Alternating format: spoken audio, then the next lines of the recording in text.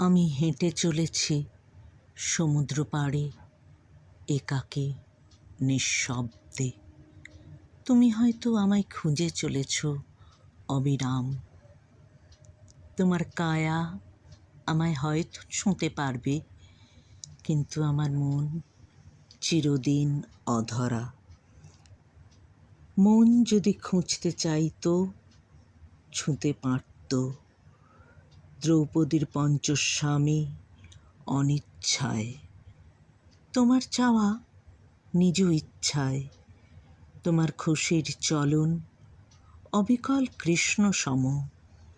আমি হেঁটে চলি সমুদ্র পাড়ে, এক দলছুট গাংচিল আমায় সঙ্গ দেয় নিঃশব্দে।